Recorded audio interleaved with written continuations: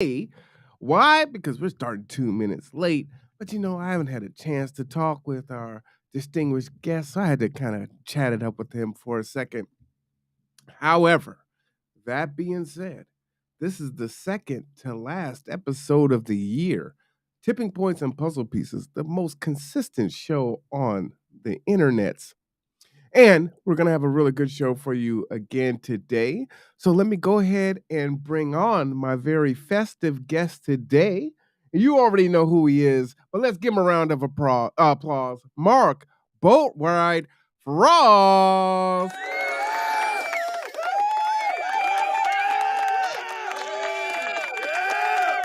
How So, you so doing, sir? am I wearing the red satin shorts or the black satin shorts in this bout?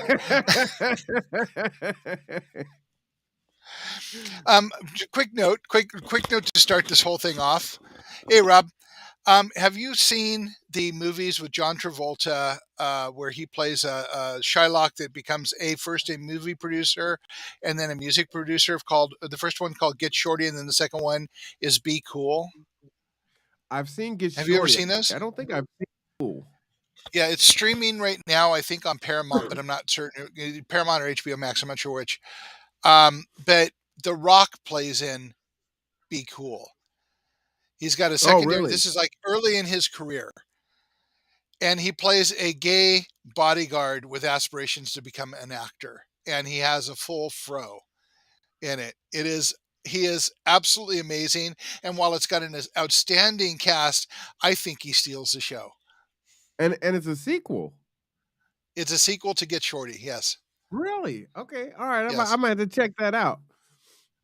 Yeah, No. so so when you're talking about WWE or what shorts I'm going to wear, of course The Rock has to come to mind, and he is so brilliant in this one of his very early roles, very All right. young Dwayne Johnson. I will definitely have to check that out. He's one of my favorite actors, so I like that. So Yep. tell me, how are you doing? Exhausted, running like crazy, as you know, and our guests may or may not know that tonight is when I celebrate the holidays. Today is winter solstice, the shortest day of the year. And I celebrate Yule, which is on the shortest day of the year. And I just wanted to share for a minute why I celebrate this as opposed to Christmas, Kwanzaa. I almost said Chinooka because that's how we used to do it in Temple, but Hanukkah and all of the other various forms of celebrating the holidays. Um, Yule is simple. That's why I like it. It's about if you look at the agrarian calendar, which is broken down into the equinoxes and the solstices and various breaks in between, including um, Halloween and which is called Samhain and other ways. But Yule is the shortest day of the year. Everything has been done by Yule in a normal human cycle of the year. And this is the time for us all to come together and break bread and tell stories and share community and build for, talk about what we're going to build for the next year. And to me, that is the heart of what the holiday season is coming together with family and friends, sitting down, breaking bread, and building strong community. And so that's why I celebrate Yule, because to me, that is what the holidays mean. And I think that some of that gets lost in the Christmas rush and the um, commercialism of the Christmas holidays. And so it's not so much a war on Christmas, but a celebration of what Christmas was when it was incepted, and what Yule has been since humanity realized that they were something on this planet. So happy Yule to all, joyous solstice, and embrace the shortest day of the year because every day after this is going to get lighter. Um, and we are now in winter officially, and we will continue from here until it becomes sunny again and we can plant and grow. We don't have that anymore as humans, and you know that we talk a lot about our humanity. Christmas is when we amp up, set unrealistic expectations, um, drive ourselves crazy. This is when more suicides happen, more deaths happen, more craziness happens, is all because we have this amped up, inhuman practice for the holidays. So I urge everybody to start thinking about simplifying Christmas for our own sakes, for your own sake, for your family's sake. All right, I appreciate that. And Christmas has a lot of different meanings to a lot of different people, Yep. for sure. You know, I was gonna say I was raised Catholic because that's what Yeah. usually people say. Like I was raised Catholic. I was raised Baptist Christian, although I did go to a Catholic school in seventh grade. And my dad would always be very clear with us. Jesus was the reason for the season. And as a kid, you hate that phrase. It's like, well, it's Jesus's birthday. It's not yours. And you shouldn't have this expectation for gifts. But as an adult, I really appreciate that because it there's an entitlement that you can see with some kids that they just have this expectation and tantrums and cursing their parents out, hitting their parents. I mean, there's some pretty wild stuff out there if you and it usually comes up on the internet during this time of year, and it's like, Yep. wow, people have gotten so far away from regardless of whether it's religious or it's just a big jolly, fat guy spreading Christmas cheer and toys and family. Like this, it's unrecognizable, and so Yeah. it is really And unfortunate. it's very broken, and it's breaking Mhm. us. And we can't afford to be broken anymore. We have to come together, and that's not a way. That sounds to me like what you described is a way to keep us apart, to Yeah. set unrealistic expectations, to keep us in thrall to a system that isn't working. Well, and you said a key word in there, like we can't afford it, and Yeah. literally we can't afford it, right? Yeah. And this drive, this commercialism, this capitalistic, you know, accumulation of things that don't really provide us with the quality of life. Um, And don't last very long. yes, yes, absolutely. I tell the story pretty much every year now. When Layla was old enough to really kind of understand what was happening a little bit. I think she's probably like 3. Yeah, it was probably our 3rd Christmas. We got her all these toys. We had so many things wrapped for her under the tree, and she cried. She was afraid of it. And then the thing she played with the most was one of the boxes.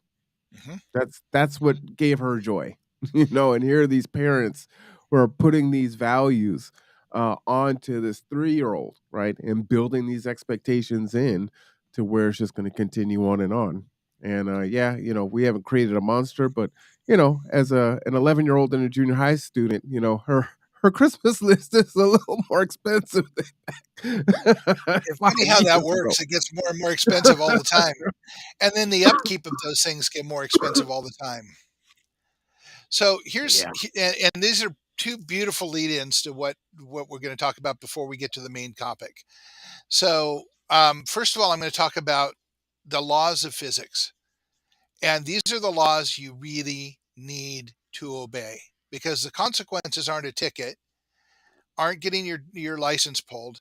Your consequences of not obeying the laws of physics are being killed, killing somebody else, damaging property, or just creating a disaster nobody needs.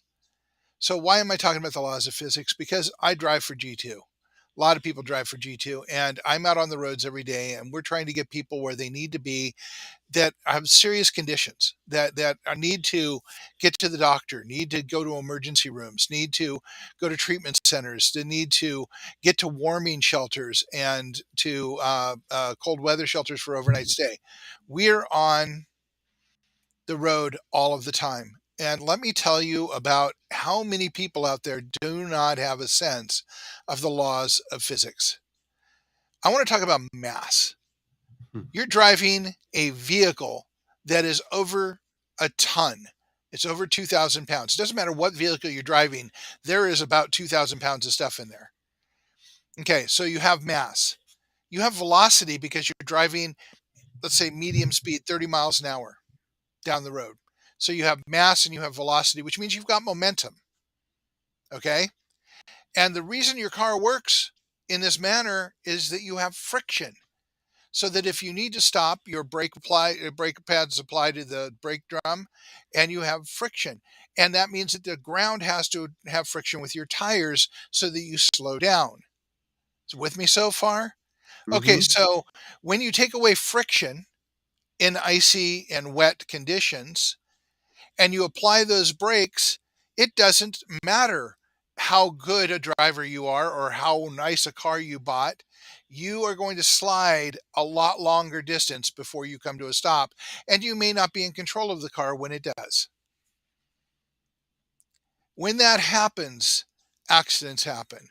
When that happens, people die, people get hurt, damage is done. These are laws that are not going to be enforced with a ticket. These are laws that are enforced with a life. And unless you're a sociopath, if you hurt somebody else, it's going to affect the rest of your life as well. Mhm. Mhm. So understand this weather season we're having, when you start racing down the road and thinking that what you have to get to is really important, think about that 1 second of inattention is going to cause you to die, somebody else to die, or damage to be done. And how is that going to affect the time you would take to drive more carefully? That's and Mark and I very seldom talk, about what the show is going to be about. But I talked about that this morning. I came on to give a news alert that the library was going to be closed today, and I was trying to share with folks, hey, you need to give at least a car length and a half, if not two car lengths, between you and the vehicle in front of you. Especially you should do that always, but especially now. You need to be able to maneuver out of the way. If someone taps you from behind, you want to have enough room that you aren't going to rear end the car in front of you. Yeah, you have to be a defensive driver, and what you're talking about is death dismemberment, which is the ultimate, right? Mhm. That's the you can't come back from that. And you can't come back from if you end up taking a life or permanently disabling someone. That's something that's going to eat at you. But the other thing is that most of us, as you talk ad nauseum every week on here, we're struggling, and Mhm. so to lose your vehicle, if it's a fault of if it's your fault, right? And you can't replace that vehicle, but your kids are relying on that vehicle to get them to school and get where they need to go and get the groceries and Groceries. you getting to work, right? It just compounds on itself, and all for what? 5 minutes? And I can't tell you how many times I get blown by on the road and pull up right next to the person at the next red light. Yeah, yeah. It's like it doesn't cost you anything to be present and aware when you drive. Well, and raise your hand if you were that person that has sped by just to be caught up in the next light and then watch everyone catch up to you that you blew past 2 lights before. Mhm. That's been me also. So I'll raise my hand at that. You started Yep, smiling immediately. So I was like, yeah, Mark's been that person too, right? yep. It it's what we do, but when we think about it, it's not worth it. We still end up getting to the same place pretty much at the same time, and it's why I have the philosophy I do when I'm in the supermarket, right? It's I know when I'm going in, I could get a long line, I could have 2 checkers, I could have 12 checkers. I'd have to self-check. Something's gonna break down. Oh, the printer ribbon is gonna run out on my turn, you know? Yeah. The person wants to pay with coins. Whatever could happen, I'm here. So, And buckle and up. and from what you're saying has already happened to both of us at some point. So to finish up this slight diatribe, and I apologize for the diatribe, I wish on you that you don't have to wait until you're Marwan and my age to learn some of the wisdom. We have talked about the people on the planet. There were 2.5 billion from when I was born to over 8 billion now. Those people are on the road. And this is going to be incredibly judgmental of me. I will raise my hand and call myself out on it right now. But when I learned to drive, I had an entire semester in high school, an entire Mm. semester in high school. And this is back in the dark ages before digital stuff. We had mechanical simulators that we learned how to drive on. Before I ever took my driver's test, I had 200 hours on the road. So, how many hours do people have to get their licenses today with this outsourced nonsense that we have with the student drivers instead of teaching it in high school? I don't know, but don't put me in the bucket of, when you get to be our age. I'm like, I'm not even 50 yet, man. Yes, but you've learned the wisdom. I want people to learn it at 25 or 20, you know? Yes, yes. I didn't Yeah, talk so about a listen mechanical listen to what we bull and say and don't yeah, listen to what we say and don't do what we did. I can't remember how I learned how to drive or when I got my license. You do have a license, right? I do, I do. It's just that I drove without one for so long and got so many tickets. Did I get my license suspended before I got a license? I don't remember. I just was, it was a bad experience. Hey, hey, snitches get stitches, buddy. Um Yeah, I honestly don't remember. The thing I do remember is when I got my tickets out of collections and I started, I got my license back, how freeing it was to not have to take back roads or, just be so terrified of getting pulled over. Um, so very freeing experience. Pay your insurance, people. You'll feel better when you're on the road. And it's one of the few insurances that I think actually makes sense. One other small note here: if you do have an accident and you need to deal with the insurance company, get a lawyer. I mean, granted, personal injury lawyers, we all know that we call them ambulance chasers, we call them all kinds of names, but there are a few good ones out there, and it is certainly worth your time to have one. So, insurance companies are really good at not paying up and or dragging it out or making your life a living hell. So you should have somebody on your side, and they charge a piece of what they recover, so it doesn't even come out of your pocket. Just consider that and look for one that has really good reputation. And I don't advertise on here, but if you need one, message me on the Kitsap Resiliency Project, and I will tell you a couple names. I'm gonna give a Um, counter perspective to that, Mark. sure. I don't know what people believe in, but if you are a karma person, just be wary too. If you're looking at Yeah. this as this is my payday, I got in an accident and it wasn't my fault, and I'm about to get rich off of this person, understand that that's going to come back to you. So Yeah. we're a And very I agree with you. litigious country, and Yeah. and that drives me crazy because you're destroying No, someone else's life just for a come up. Yeah, I feel some kind of way about no, that. I'm completely in alignment with Marwan on that. A good attorney will get you your car fixed and get you Mm. on the road and get your body fixed.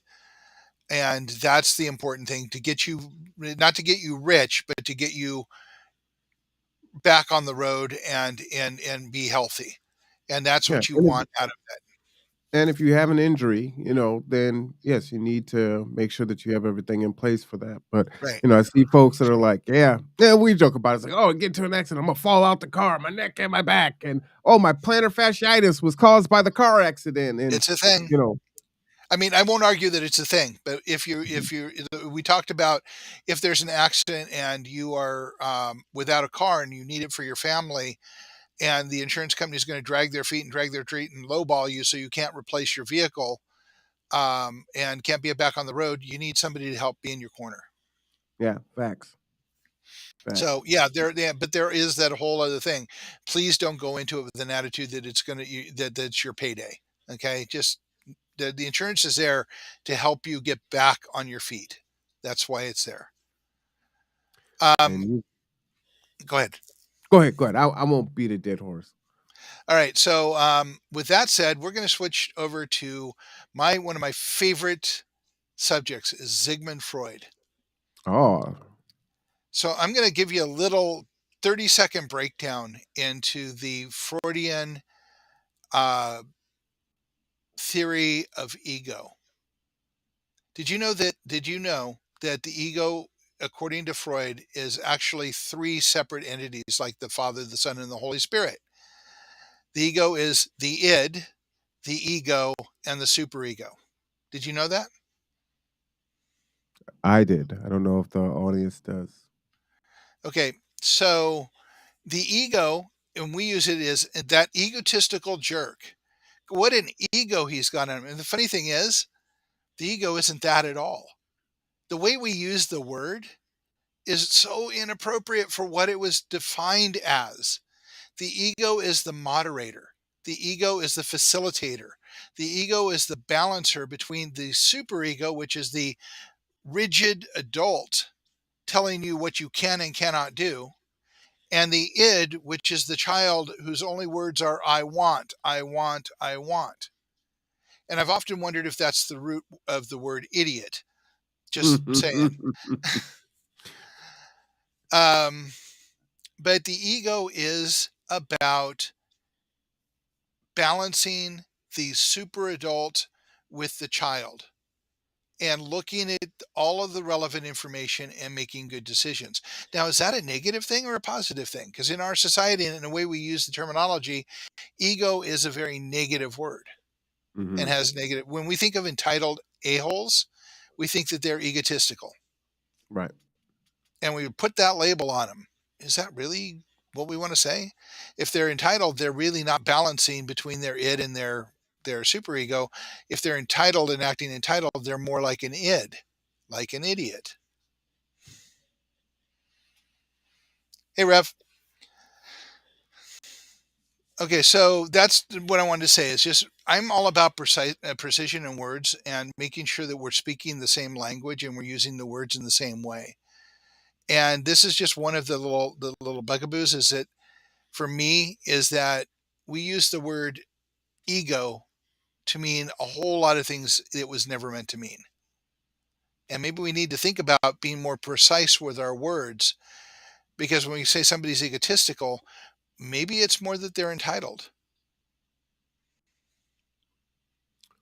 They All feel right. entitled. Well, Maybe that's a better word. let's dialogue a little. Okay. So That's why I brought this up. Let's yeah, talk. yeah, no, I love it. I love it. I love it. So I respect what you're saying, and I actually agree with you. And I often when I'm having conversations, I speak about we have to have a common framework in which to have a conversation from, Mhm. right? So if in this example we're going to use the word ego, even if we're going to use it wrong, we both have to understand that we're meaning it in the wrong way and not you meaning it in the actual meaning and me meaning it in a more cultural sense, right? And Right. that's where a lot of communication gets hung up. So for me, I'm more concerned with not so much making sure that the word is used right because in our lexicon we've changed things so many times, right? That it's not going to mean, the same thing to each other. But we do need to check in with each other and say, hey, this is what I mean when I say this, Mhm. so you understand this is my meaning. And I think oftentimes when we do that, and again, people are being intellectually honest, and it's like, okay, I don't mean to be using the word that way. I agree because it is our lexicon now that ego Mhm. means egotistical and whatever. But based on the context that Mark is saying this, now let's have this dialogue based on that. And I think that's really critical. And I think I would like people to take away from this conversation. But vocabulary is awesome, and I do encourage people to maybe do a word of the day and deep dive. Yep. And one of the things we'll be teaching on January 7th in the workshops is language. It's how to make sure that you hear and are using the same language so that you can actually communicate. Yeah, absolutely. I like it. I was gonna pull up here. So I'm part You're of a looking up the word. definition. No, no, no. I'm gonna show you. I'm gonna Oh, share my screen. So, okay. I try not to tell people too many things where it's like, do as I say, not as I do. But this is my email here, and this is Word Genius. So this is Hmm. my word of the day, right? Envoy, Boy, French, mid 17th century, a short stanza concluding a ballad, a poem, or a short lyrical piece of music, especially one for piano. So I actually have a word of the day. So I encourage people to do that. which is interesting because now you're back into the pronunciation thing, and we go back to the there, and all of that. But Mm-hmm. envoy is a musical term. Envoy is a diplomatic term. Let me see. It's got They a. sound a lot alike, but they're spelled very differently. Let's see if I can play. It's got a thing where I can play the audible on this. Envoy. Did everyone? Hmm. Oh, you heard it. Okay, good. Envoy. Actually, I Nice. couldn't hear the response. Oh, you couldn't hear her say envoy? No. Okay. Well, she said envoy. So just believe me, everyone, or look it up yourself. But I probably That works. can't. Okay, so now that we've hammered the laws of physics, we've talked about egotism and egotistical, which I consider myself egotistical because for me, it's all about facilitation and getting people to talk to each other. And using the term of ego in the way Freud meant it, I embrace that. Okay, So, so the did you want to have a conversation about egotisticalism? well, egotistical is somebody who embraces ego. Would that not be fair? Egotistical, Yep, excessively conceited or absorbed in oneself, self centered. He's selfish, egotistical, and arrogant. yep. And that's by the cultural standard of ego, not the Freudian standard of ego. Mm-hmm. So, would it Which I be so the dictionary isn't always as the dictionary tends to okay, English is a living language. Let's go back to that. mhm. Um, it is a language that has been evolving since its inception. And it's a bastardized language made up of like 7 or 8 different languages, as you just pointed out with French. There's a lot of German words in it, a lot of Latin words in it. Um, English is a very interesting language. And I found it very difficult in high school and college to take English classes because they were telling me things were laws and rules that were not, in fact, laws or rules. They were guidelines as it changes and grows. It wasn't until an English teacher told me that English teachers lie that I finally got a clue that, it's just for their benefit of teaching as opposed to the actual reality of the language. It also allowed me to enjoy the fact that it is, here we are with idiot again. That's some Sigmund humor for those of you that can catch it. Yeah, that is the identical, that is the maniacal idiot is the Freudian slip here. So, we're talking about Rev's lingerie. Okay, so, let's get to the main subject of today's Wow, that discussion. kind of threw you there for a minute. You must really have been thinking about the Rev's lingerie. Wow. Oof. Yeah. All right. Looks like we're doing the after hour show. And here we are. So we talk a lot about humanity, and we talk a lot about the process of change. We've even touched on briefly in the last 43 episodes now. We've talked about the benefits of humanity in the process that we talk about all the time. But I want to do a little exercise here, and can you put up the Kids Up Resiliency Project's website or Facebook page here? I didn't send it to you. I'm sorry, No worries. Let me just pull it up here. and because I have a challenge for everybody. Channel. We love challenges. Resiliency project. All right. And so the challenge I'm going to have. Marwan's going to put the link to the Kitsap Resiliency Project page up for people to use. I want to challenge people to do an exercise in imagination, and I want you to, yeah, as you see, imagine. Um, I want people to take this discussion we're about to have and think about what a human future could look like. I want you to imagine what a human future can look like. What are the elements? And I want you to message us on the Kitsap Resiliency Project page, and I will forward them to Marwan, and we will have a discussion in the next, probably episode 50, about the elements that people brought to the table and how they could be incorporated. And we would invite you to join us in that discussion on the episode 50, which will be early February. Oh, nice. Okay.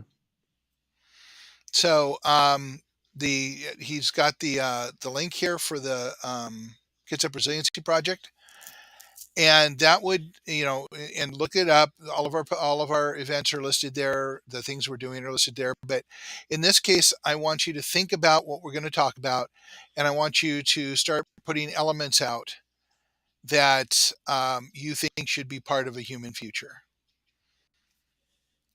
So, you haven't seen the page recently, or are you just going through the? I was just scrolling through, and I Oh, was like, okay. oh, that was almost this time. I'm wearing that sweater now. Yes. And there you go. Anyway, so imagination. We talk about what's in it for us. I mean, that's where Marwan and I started these meetings. Is what's in it for us? What do you want to be in it? What do you think a human future looks like? How does that play out for you and your family? I won't even ask you how it plays out for your community. How does that play out for you and your family? We've talked about Cascadia rising. We've talked about food shortages coming and the possibility of an end of agriculture unless we do something drastic. We've watched COP27 go down and nothing really come out of it except for, ongoing discussions about climate change, which is changing everything. And I think at this point, even old timers who said, the weather in Washington's always been this way, are starting to realize, no, it isn't. And it hasn't always been this way.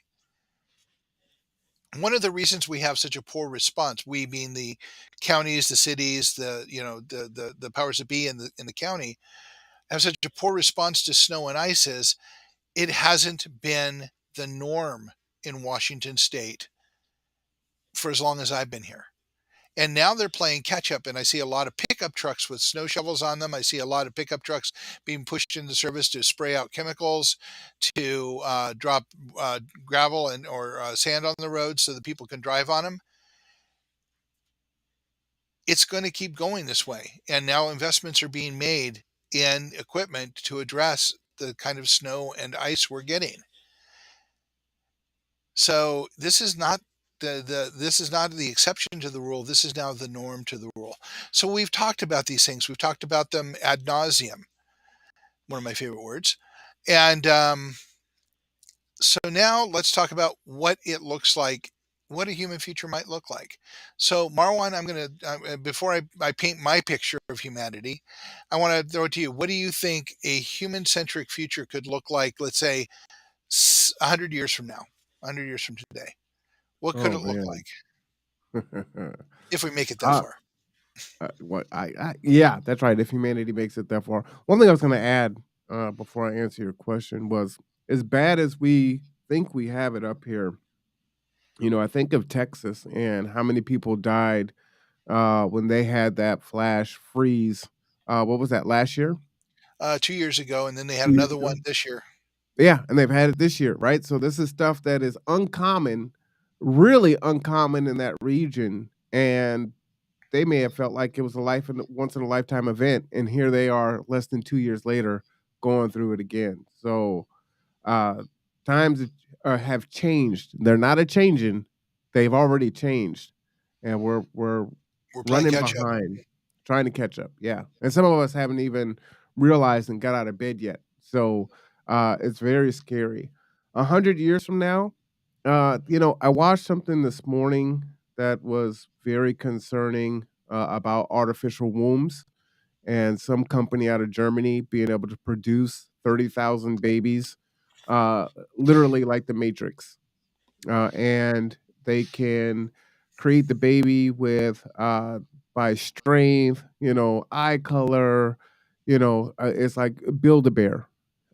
I think that's really dangerous for a myriad of reasons. One, I think that erodes the human connection, right? So now a man and a woman don't have to copulate in order to have a child, so that relationship is not there. I think there's some vein issues, and you know, though this will be sold under the guise of safety, right? Well, now childbirthing is dangerous, and so now we can do this artificially, and the mother doesn't have to be put at risk. I think that's problematic.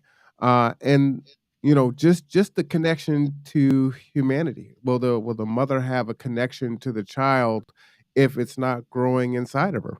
I mean, yeah, there's surrogacy and all that stuff, but if that becomes the norm, and this is already here, so it's like we can do this already. We just can't do it on massive scale. And with some of these countries that are having population issues where their death rate isn't keeping up or their birth rate isn't keeping up with the death rate. Man, this is a scary thing, Mark. You know, All I have to say and is 8 billion people. Do we need 30,000 babies at a time? well, but here's the thing. They're the elite. So now, what country says I'm gonna, basically build the perfect human? What are we saying? And the fact that it's coming out of Germany, just is it a So, coincidence? Kind of makes you say, yeah, hmm. well, no, they just are more advanced in a lot of the sciences, because they are. But I keep going back to the Star Trek flashback and the Wrath of Uh-huh. Khan. You remember that storyline? Hmm. They I don't know if it's called eugenics. Eugenics might be is eugenics the one. I don't know. I'm not going to try and stretch for a word I don't understand or don't know the definition of. But basically, they had genetics wars, and Hmm. the super people lost out in that for some mysterious reason, and they outlawed the practice of genetics. Now, I'm not saying that's the end all be all of the decision, and I think there's a lot more here than the ability to do it, that needs to be looked at. But I also know that media tends to do things in a very spectacularized, wow, rented my lips, spectacular fashion to get clicks and readers and everything else. I'd like to know how far they are, and I haven't actually followed any of that. So I'd like to know what they're really doing. On the other hand, the USDA has just approved lab-based meat, so that the chicken you eat may be from a muscle tissue sample from some bird at some point that they're now cloning in the lab so that we have meat. I'm just as dubious about that, but not for the same moral ethical reasons you are, but that I have a suspicion that we don't know a lot about what we're doing and we're trying to do it for profit, and that playing, excuse the terminology, you'll love this coming from my mouth, Rev, playing God is not a wise decision when you don't have all of the pieces in place. And we don't, and probably never will have the pieces because we have a rudimentary understanding of the sciences at best, even now. And we're trying to do things that are maybe beyond our reach. So while moral and ethical are very, very valid reasons to be upset about it, I'm more concerned about our overreaching our knowledge and the Mm. safety involved. Hadron Collider, maybe. Yeah. The Hadron Collider, is that overreaching or trying to find out more? I you I don't know, know enough I about it. I feel like that feels like an overreach. I'm not seeing the purpose in that. Actually, they've learned more about atomic science and the atom using the collider than any other way they could have. To They've what end? learned For well. curiosity If or for the better well, of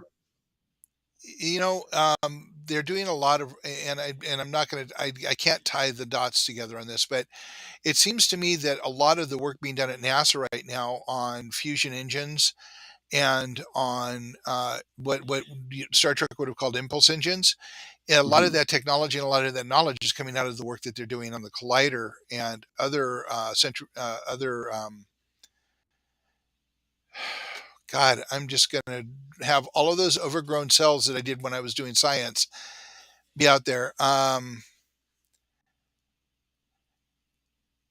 It's just that a lot of that knowledge is being applied to things that we might be able to use in the near future.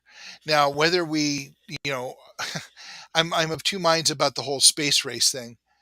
One, I'm really excited about it. I love the fact that Artemis went to the moon and came back. Um, and I really like the fact that we're planning to go back to the moon. I'm not as excited about using it as a stepping stone for elite people to go to Mars to run away from the planet that's been trashed because of their abuses. Um, but I think space exploration needs to be in our future. And actually, I think that we should be mining asteroids sometime in the next 50, 60 years instead of mining our own planet until there's nothing Okay. left. So let me read the Rev's comments and I'll comment on what you were saying. The sky is falling, falling up. There's a wolf. Run while you can. The sheep are in danger. No one's listening. Everyone's asleep. Little boy Blue has blew his bugle one too many times. Change has come. God is still on the throne, and Jesus is still an Almighty Savior. So my thought is we say to people all the time, charity starts at home. Mhm. And while I will agree that we can do multiple things at once, we have such human issues here on this planet that we really, I believe, should be investing and focusing on solving the issues and the challenges here before we invest billions and trillions to understand the atom, more intently, or I don't space travel. disagree. I don't disagree. But let me give you a little bit of thought from this year, 2022. The president and the Pentagon put together a budget for the defense of this country, and they took it to Congress. And Congress just added $30 billion because the defense contractors that own their asses decided that they needed 30 billion more dollars in the budget so that they can play around and do whatever they do with it. I think that $30 billion could have been more used to feed people, shelter people, fix a lot of the problems we have. But we have a Congress that's owned by the people who give them donations to get them reelected, which we've talked about as being a huge problem. So for me, I'd like to see that $30 billion, if we're going to put it in a budget, put it in a budget to fix things. I like to see reparations, myself. I just Hmm. did a podcast on that. I know Yep. Zelensky is here in the United States meeting with Biden and Hmm. allegedly maybe taking another billion home with him. I know that Biden just talked about giving some 50 billion dollars to Africa, but that is coming with strings attached where we're pushing our culture on the continent in order to get these resources. And again, it's the continent. So we didn't really specify where in Africa it's going. Okay, So this I'm bizarre pulling thing. I'm pulling a flashback to an earlier episode now. Go ahead. When I was describing, we were talking about Daniel Quinn and Ishmael, and I was describing Uh, how Daniel Quinn painted the culture of the Western European, which actually isn't Western European. It's not fair because it started in the Fertile Crescent, which is Syria today, and spread throughout the world. I always refer to it as the Borg because we assimilate everyone. And you're sitting here talking about how we're putting strings attached so we can assimilate the culture of Africa. So I'm just flashing back to what I said before, is that our culture is the Borg culture. We assimilate everybody. yeah, And that's crazy. that's the whole point. Oh, you That's can't have crazy. your own culture. If we're going to give you something, you have to abide by us. You have to put on the you have to kiss the ring, and you have to put on the hat, and you have to go to service, and whatever the form takes that we use to indoctrinate and gather people into the fold. That's Right. what we Well, do and that's to what's assimilate happening in them. Ukraine, right? We're opening up our banks because we're steering, our geopolitical interest in that region. Dan says the way you guys bring up science and belief together is brilliant.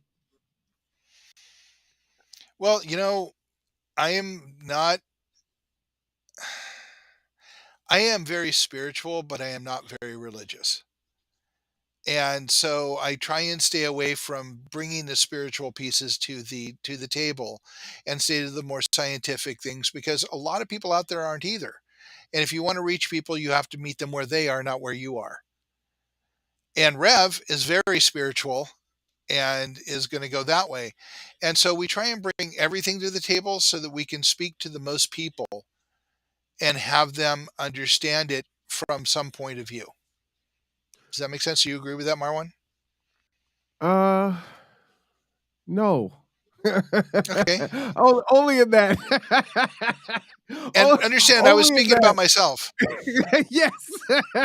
Yeah, I do agree with that to a point. What I mean is, uh, I want people to understand what we're saying, obviously, but I also want to be understood, right? So I don't want Yes. to change what what I am or how I think so that people understand. I do want to say it in a way where they can capture it. So that's all I mean by that. So it's a very inarticulate way to say I agree with you. It's like I agree with you. Okay. No, I don't agree with that.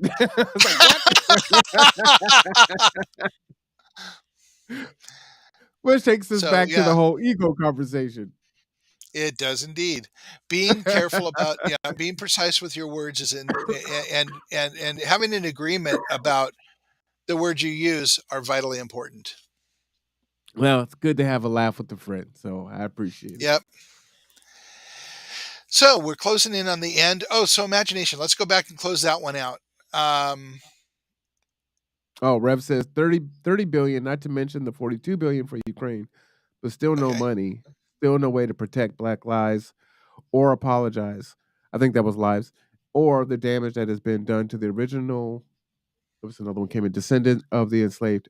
Here I here in the U.S. All right, thank you for that, Rev. Sorry, your second part of that post got cut off and it came in right in the middle of my reading. That's why it came in like that, or came out of my Okay. mouth that way. So let's say in order. So that brings us. Thank you, Rev. That brings us right back to the imagine.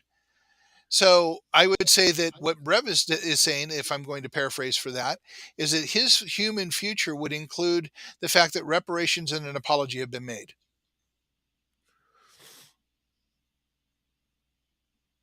Fair story. Yeah, I think yeah. I mean, that would probably be a 2% slice of his pie.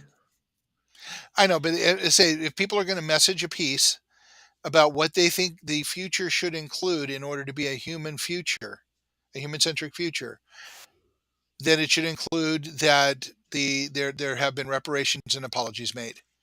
But I Yes. would go so Yes. far as to say not to black people alone, but to the Native American people, to the Japanese people, to the people, all the people that we have done such a wonderful job of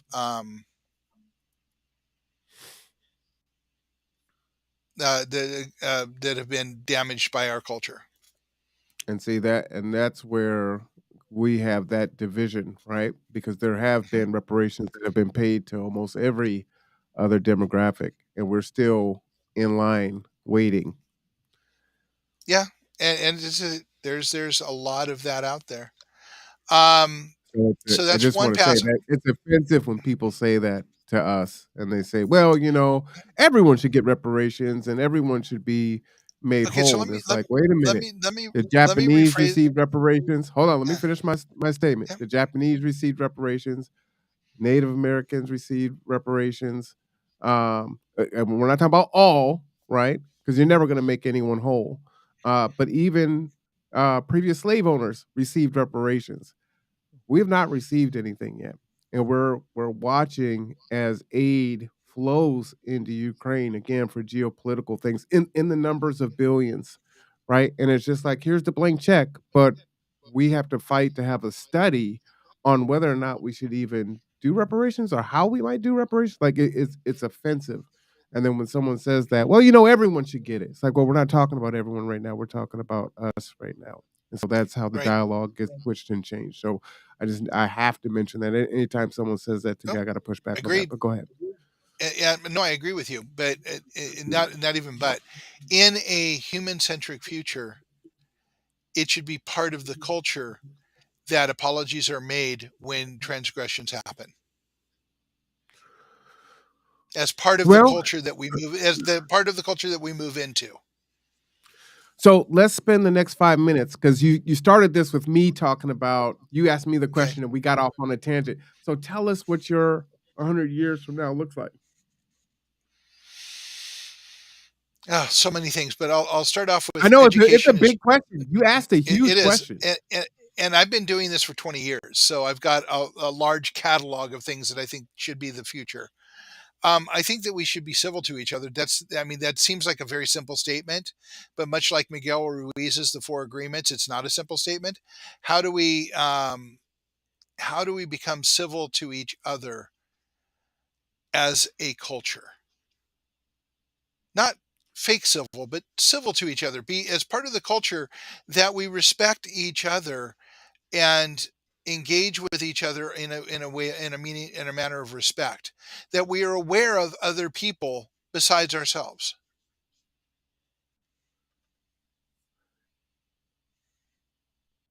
You know what's so hard about that? I think that would be awesome. Is the line between my sovereignty and your sovereignty, it moves with everyone. You know what I Mhm. mean? So, we all want the autonomy to live our lives in the way that we want to live it.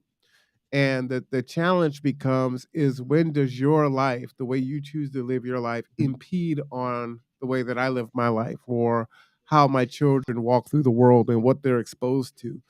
Um, Man, how do we get to where you're saying, Mark? Because I love your answer. Well, we start off with negotiating with each other at the table to figure out what our puzzle piece looks like and to find out whether the people think that future looks like. We have to engage with each other and have those conversations. Yeah, I've been kind of reading down the side as well too. Um, and as we go forward, that what we have to do is create the culture of conversation, create the culture of engagement that starts drawing out that future. And then, as you have been doing all week, we create a social contract Mhm. that we all buy into because we all are have been represented in it, which means we have to follow a model of consensus, which a lot of people go, oh god, not consensus. But in the long run, consensus is the only way it's going to work. So do you think because in 100 years, if everything continues on, will be what, maybe 1 billion in the United States? You think we can go from 400 million to 1 billion in 100 years? Is that fair? Well, we tripled, More? we tripled, we tripled in 65 years. We tripled our population. So if we triple it again, then that's We should be eight at becomes 1.2. 16 becomes um, yeah 28 Oh, we billion. triple. So 8, Yeah, we yeah, tripled. wow. Wow, Becomes okay. 28 billion.